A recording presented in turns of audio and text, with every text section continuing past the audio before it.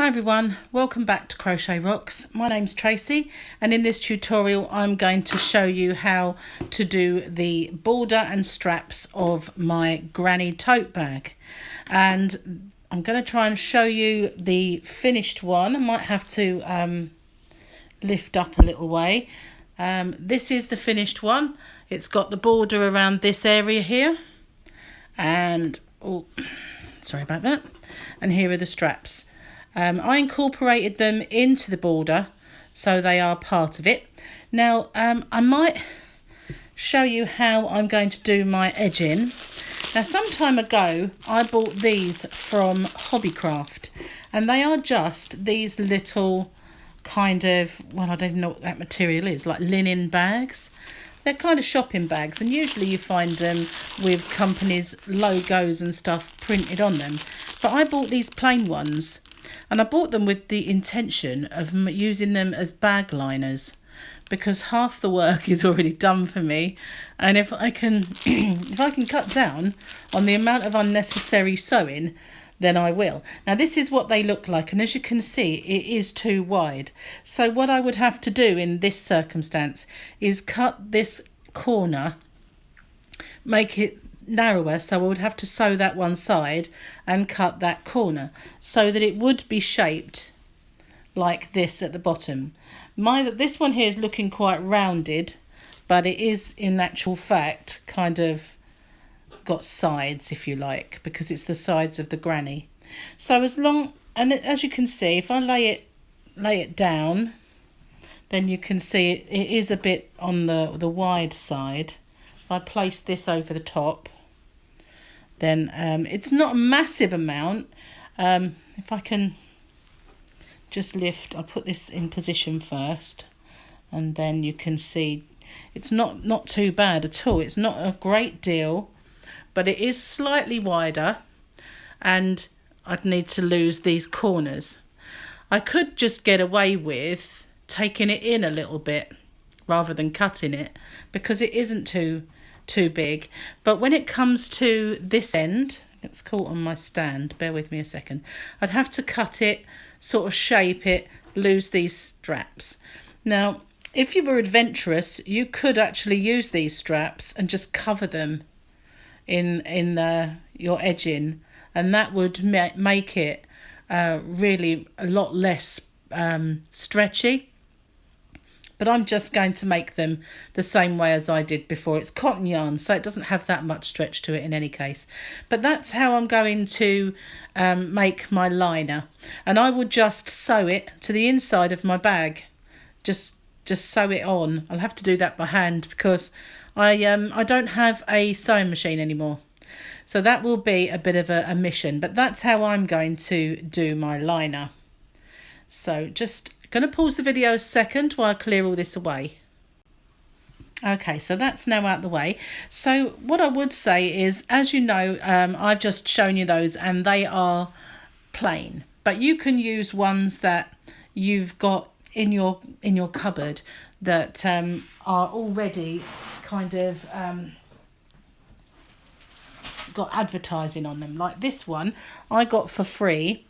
And it's just got Purina and various pet food kind of brands on them. But you can use that if you want as the bag liner, and just ignore that. You can either have that on the sort of like the outside of the inside, if you like, so it's between your crochet and your liner, or you can just hide it on the inside. Or as I have, just buy the plain ones. They were just, I think, about 50p to £1 each. So they weren't really very expensive at all. So if I show you the completed one, how I've done this is this is the front of the bag. And I started here. And I just worked my way all the way around until I got to this peak. And then I did my strap all the way, like chained to the other side, and then I went all the way around this side and all the way around this side and did my chain until I met back up with this side and I joined it. And then I worked around this side and then I worked around the inside. And so it does it's really difficult not to have it twist, but the way I looked at it, it was just chain, so it wasn't going to be a massive problem if it did twist. But I tried my best to keep it straight, which I will do this time, but as I'm on camera, you know what happens. So for this, I'm going to use a 4.5mm crochet hook, and I've got my scissors handy. You will need a darning needle, but you don't have to sort of see that. They're all pretty much standard. So what I'm going to do is I'm just going to zoom in a little bit so you can see what I'm doing. So there we are. There's the front of the bag. Doesn't matter if it's the front or the back, to be honest with you, but it's that part of the bag. So I'm going to join my yarn to there's the corner, and I'm going to join it to the side of the corner. So I'm going to go into this stitch here. There's the middle of the corner. So there's my 3 stitches in the corner, and this one is the end. So I'm going to go into there and just join my yarn, and you can do that however you want. And as I now have plenty of this yarn, thanks to a lovely subscriber who sent me some, I can just afford to make a nice long tail. So I'm going to now drop my tail, and I'm going to do, just bear with me a second. Sorry about that. I just saw someone coming up my path and I knew I was going to get a door knock. So I'm going to do a row all the way round of half treble crochet. Now that's a UK term. It's half double in the US. And so I'm going to make this a little bit further down, and I'm going to try and keep zoomed. So my first stitch, I've already got 2 on my hook from my join. So I usually, in that case, I'm going to work over the tail as well. So what I did is I went over my tail, like made my first join with my tail and my working yarn. So my first stitch, I'm just going to insert, pull up a loop. I've got 3 on the hook, yarn over and pull through all 3. So now I'm going to just do 1 half treble in each stitch all the way around, and a half treble is nice and simple in each one. So I've got my 3 on my hook, and I'm going through all 3. So that's a half treble in the UK or a half double in the US. So I'm going to do that all the way around until I get to my dip. Now if you wanted to do yours as a UK double crochet, which in the US is a single crochet, then you can. But I like the idea of it being just a little bit wider on the border there. It looked kind of a little bit narrow. Sorry if it's zoomed in, it's sort of a bit crazy when I'm moving about, but it made this look a little bit narrow. So I did half trebles. We're talking about this row here, and then my finishing one was a single, like a double crochet UK, single crochet US. But we're doing this middle one at the moment, and I wanted to make it so that it was wider, and just doing 3 very small rows of double crochet UK or single crochet US made it kind of narrow, and I didn't want that. I wanted it to be a little bit more robust. So just keep going until you get to the end of your first square and you reach your V. I'm almost over my tail there. Just going to, I'll leave it. It will pop out, but I'll sew it back in. So I'm almost at my very first V, and it's got a little gap. So what I'm going to do is, when you make a chevron blanket, you crochet together. So I'm going to do that on here. So I've made my 3 loops on the hook. I'm going to go into this one and do it together, and I'm going to do that again. It's just pulling them together. I'm going to do it one more time, and that has now joined those stitches together. I've got a bit of a bobble there. I don't quite know how that happened. I think it's the yarn, but I will sew that in. So now I'm just going to carry on as normal, going around each one, and then when I get to my next dip, I'll do the same. I'll just do my treble, half treble, 2 together, half double, 2 together, 3 times around that V, and it just pulls it into shape. It will get a little bit better on the next round.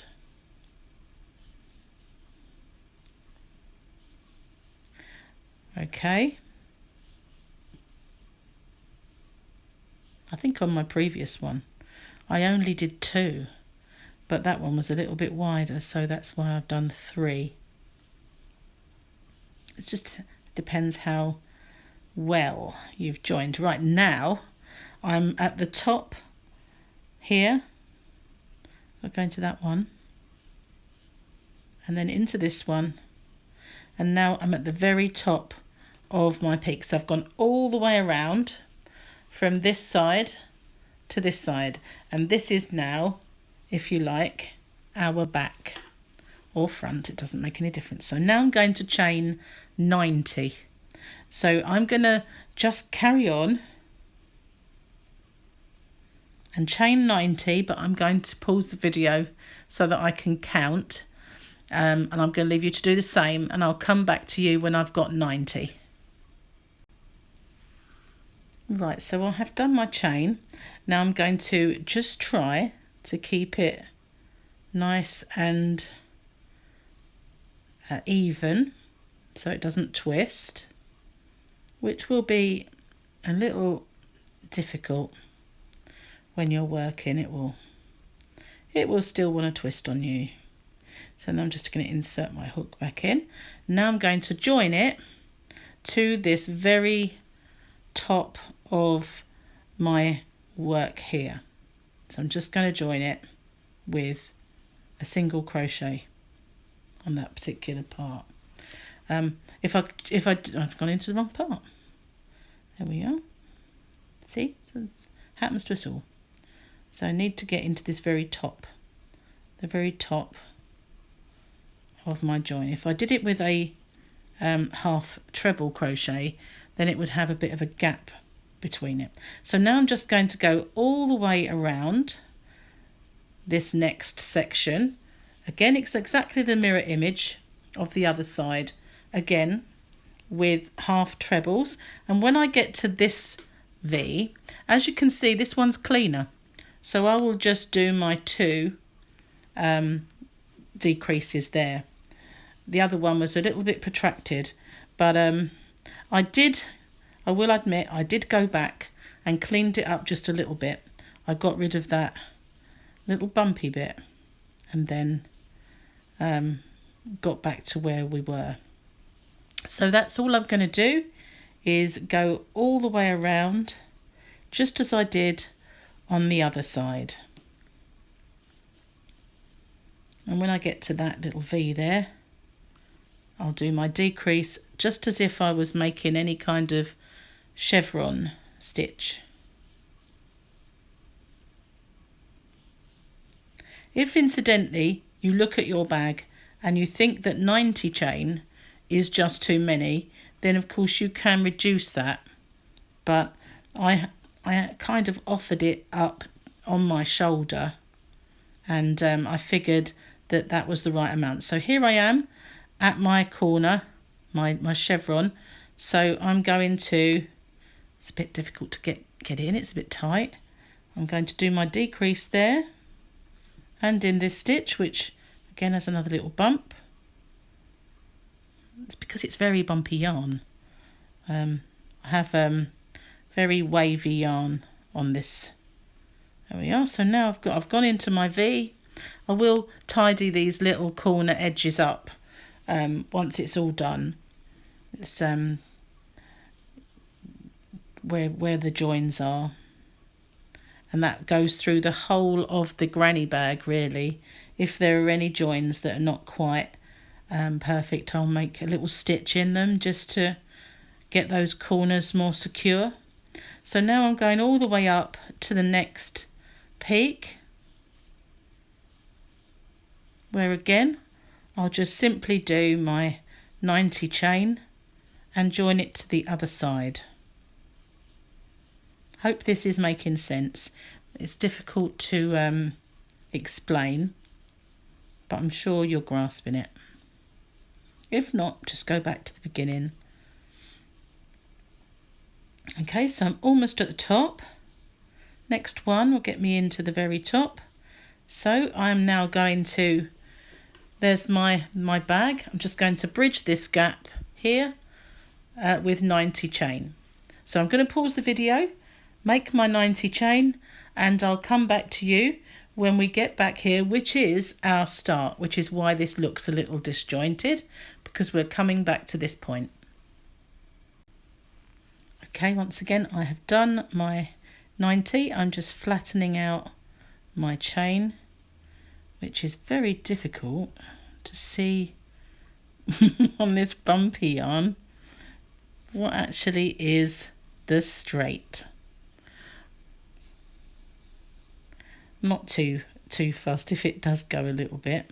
Just try and get it as untwisted as possible. So here we are. I'm going to now join it to this side. So all I'm going to do is slip stitch into this stitch just before my previous chains, keeping them apart so it doesn't look weird.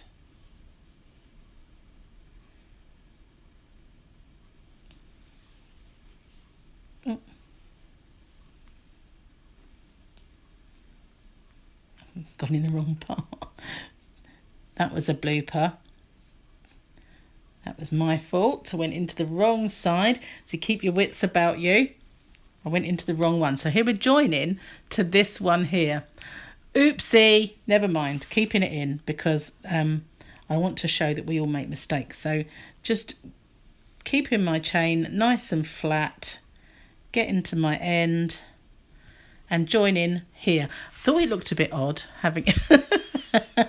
See, we're all human after all. So I'm just going to join it to this stitch here with a UK double crochet, which is obviously a single crochet in the US, and I'm going to slip stitch into my first stitch now to complete that join. So now if I take that and make it bigger, what we have are our two, let's unzoom, our two straps at the front and the back. So they're a bit spindly as they are.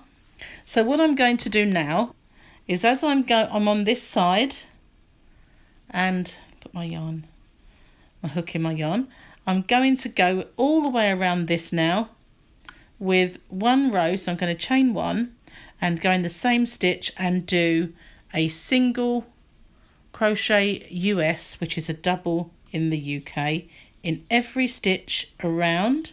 When I get to my little dip, I'm going to carry on how I did the chevron before, but obviously in this stitch this time. But I'm going to do my 2 decreases when I get into that little valley. And as you can see, it's a nice wide border this side now. And that's going to go all the way around. I'm just pulling some yarn out. I can't believe I made that mistake. I thought for once I would get all the way around this and not make any. But, you know, best laid plans, as they say.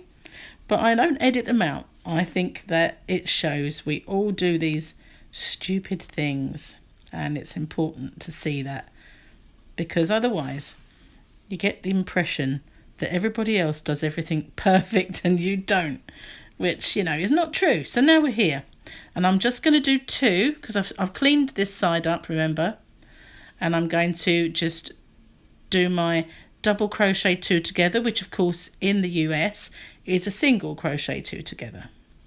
And I'm going to do it again on the other side of that little peak there, that little valley.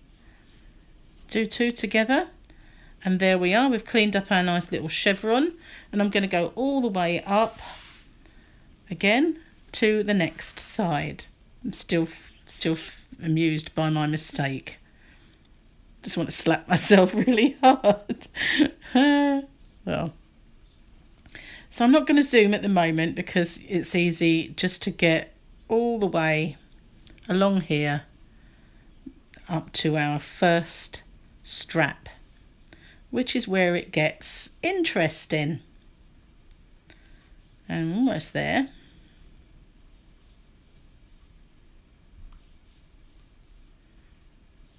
I can assure you that all of the people that you watch on YouTube make these howlers, but they just don't show them to you because they're more perfectionists. But I like to show you that I am human. So here we are. We have made it all the way to our strap, and I'm going to just pause the video and bring in the completed one to show you how it looks.